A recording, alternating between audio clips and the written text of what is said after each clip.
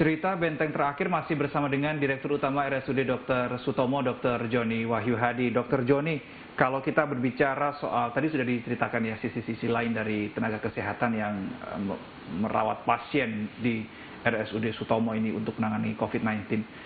Untuk skema manajemen jadwal nakes itu seperti apa, Dok? Supaya karena faktor kelelahan ini menjadi faktor poin pentingnya juga untuk diamati. Jadi untuk Sutomo sejak Maret ya, begitu Bapak Presiden ada mengumumkan 2 pasien di Jakarta waktu itu di Depok, kami bersama tim di Sutomo itu sudah membentuk suatu satgas begitu, satgas COVID-19, dan kami melaksanakan apa yang dinamakan dengan Hospital Discharge Plan. Jadi bagaimana rumah sakit itu mengantisipasi terjadinya kejadian luar biasa atau KLB. Ya, kami sudah membuat programnya itu ada 4 fase. Nah, fase pertama itu fase penyusunan program atau fase adaptasi kami beri nama. Jadi kami sudah menyusun ruangan-ruangan mana yang nantinya akan kita kembangkan untuk COVID. Ya. Kemudian kami menyusun juga UGD khusus untuk COVID. Ya. Karena UGD non-COVID dan COVID harus kita pisahkan. Kita menyusun sistem penapisan. Kemudian yang penting adalah kita menyusun bagaimana memproteksi nakes. Ya. Jadi ada save the hospital, save the provider. Jadi, menyusun bagaimana supaya tenaga kesehatan terproteksi. Panduan-panduan kami baca baik dari Kementerian Kesehatan maupun dari WHO. Kemudian kita buat leveling system, jadi di ruangan tertentu ini pakai APD level 1, ini level 2, ini level 3. Nah, yang menarik dalam case ini, pada saat awal-awal itu, kita itu learning by doing. Kan sepanjang hidup itu tidak pernah ada pandemi COVID-19 itu ya. Saya jadi dokter sudah 30 tahun lebih juga, alhamdulillah.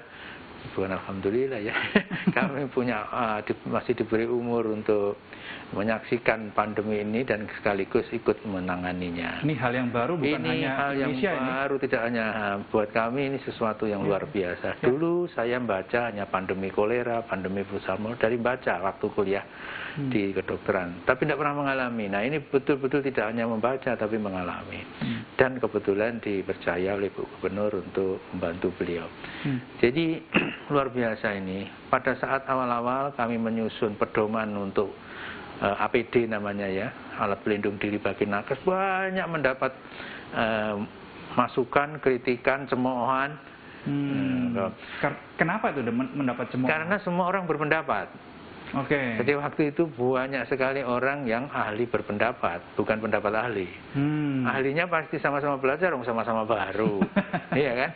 Jadi saya mendapat banyak sekali. Kalau yang kritikan sih tidak masalah, yang cemoohan, yang medsos, bahwa APD di Sutomo seharusnya begini, saat ini begini, macam-macam. Padahal kami membuat itu berdasarkan pedoman. Ya, ada pedoman PPI namanya, pencegahan penyakit menular, atau CDC kalau di Amerika, ada pedoman dari WHO, ada pedoman dari Kemkes. Kami satukan berdasarkan analisis kawan-kawan, berdasarkan akreditasi rumah sakit. Kalau UGD itu misalkan level 2, misalkan ya, kalau RIK level 1, kalau ruang biasa, level 3, kalau ruang biasa level 1. Kemudian ada tempat untuk downing untuk buka baju, bagaimana buka hazmat, itu semuanya kami buat. Ada namanya pedoman-pedoman, semuanya kami buat. Tetapi juga begitu mendapatkan, ya tidak apa-apa, masukan, kritikan untuk membangun. Waktu itu juga medsos yang luar biasa. Kekurangan APD, ya, kekurangan APD itu menjadi titik lemah. Misalkan di UGD kita tetapkan pakai APD level 2. Kita tetapkan orang-orang yang di UGD itu yang begini. Tetapi ada orang yang petugas kesehatan yang tahu-tahu ke UGD tidak memakai standar APD yang ada. Sudah difoto masuk medsos, habislah kita. Jadi itu luar biasa. Kemudian anak didik kami begitu banyaknya, ya waktu 1.600-an ya, banyak sekali. Yang tentu pedoman-pedoman itu belum bisa tersosialisasi secara masif, belum tentu mereka juga sudah tersosialisasi, mengerti, melaksanakan. Pada saat ada yang tidak melaksanakan, seakan-akan kita tidak mensosialisasi. Jadi pokoknya habis-habisan waktu itu. Apalagi ada anak didik kami yang sakit akhirnya meninggal. Tidak tahu di mana terpaparnya, apakah di rumah sakit, apakah di rumah, kita tidak tahu. Tapi juga kami dihabisi. Nah, itu menurut hemat saya pelajaran yang luar biasa. Pada saat itu kan kita sama-sama learning by doing. Tidak ada orang yang terpandai di dalam COVID ini. Semuanya belajar. Semuanya belajar bagaimana menghandle secara manajerial, secara teknis. Karena ada sesuatu hal yang baru terus. Hal yang baru, dan itu harus difahami lah semuanya. Ya. Kami sebetulnya dari pagi hingga pagi bekerja itu tidak capek, karena saya dokter bedah saraf, biasa bekerja seperti itu. Tapi pada saat itu kami rasakan sangat capeknya karena tekanan psikis sebetulnya. Tekanan psikis yang berasal dari dalam sendiri. Ya, dalam sendiri itu di dalam rumah sakit. Karena saya begitu sayangnya sama Sutomo, sehingga kalau ada tekanan yang berasal dari Sutomo, itu luar biasa. Seakan-akan saya tidak bertanggung jawab terhadap Sutomo. Padahal tidak demikian. Nyawa saya aja saya pertaruhkan di sini.